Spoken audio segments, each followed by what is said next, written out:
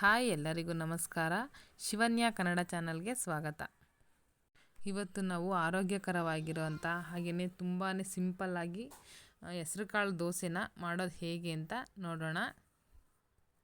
ಮೊದಲಿಗೆ ಒಂದು ಬೌಲ್ ಅಕ್ಕಿ, ಹಾಗೆಯೇ ಅದೇ ಒಂದು ಕಪ್ ಅಳತೆಯಲ್ಲಿ ಒಂದು ಬೌಲ್ ಹೆಸರುಕಾಳು, ಒಂದು 1/4 ಕಪ್ ಉದ್ದಿನಬೇಳೆನ ಚೆನ್ನಾಗಿ ತೊಳೆದು ನಾವು ದೋಸೆ ಮಾಡೋ ಹಿಂದಿನ ರಾತ್ರಿನೇ ನೆನೆಹಾಕಬೇಕಾಗುತ್ತೆ. ಒಂದು 4 ಅವರ್ ಆದರೂ ನೆನೆದ್ರೆ ಸಾಕಾಗುತ್ತೆ. ನಾನು ಇಡೀ ರಾತ್ರಿ ನೆನೆಹಾಕಿದ್ದೆ.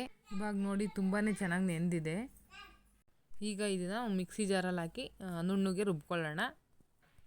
ಇದ್ರ ಜೊತೆಗೇ ನಾನು 2 ಹಸಿರು ಮೆಣಸಿನ್ಕಾಯಿ ಮತ್ತು ಸ್ವಲ್ಪ ಜೀರಿಗೆ ಹಾಗೆಯೇ 1 ಇಂಚಷ್ಟು ಶುಂಠಿನ ಸೇರಿಸಿ ನಾನು ನುಣ್ಣಗೆ ರುಬ್ಕೋತಾ ಇದ್ದೀನಿ. ರುಚಿಗೆ ತಕ್ಕಷ್ಟು ಉಪ್ಪನ್ನ ಸೇರಿಸಿ ಮುಚ್ಚಿಡಬೇಕು. ಇದನ್ನೇನು ಜಾಸ್ತಿ ಹೊತ್ತು ಬಿಡೋದು ಬೇಕಿಲ್ಲ, ಆವಾಗಲೇ ನಾವು ದೋಸೆ ಮಾಡ್ಕೋಬೋದು.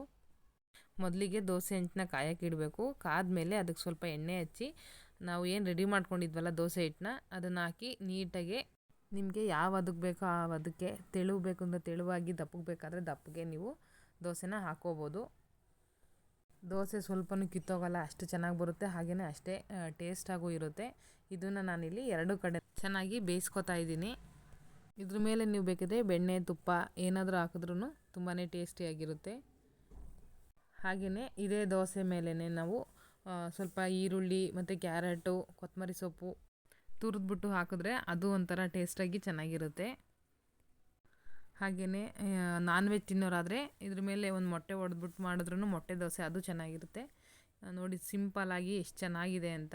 ಯಾರಿಗೆಲ್ಲ ಈ ರೆಸಿಪಿ ಇಷ್ಟ ಆಯಿತು ಲೈಕ್ ಮಾಡಿ, ಶೇರ್ ಮಾಡಿ, ಹಾಗೆಯೇ ಕಮೆಂಟ್ ಮಾಡಿ ಅಂತ ಹೇಳ್ತಾ, ಇನ್ನೂ ನಮ್ಮ ಚಾನಲ್ ಯಾರೆಲ್ಲ ಸಬ್ಸ್ಕ್ರೈಬ್ ಮಾಡದೆ ನೋಡ್ತಾ ಇದ್ದೀರಾ ದಯವಿಟ್ಟು ಸಬ್ಸ್ಕ್ರೈಬ್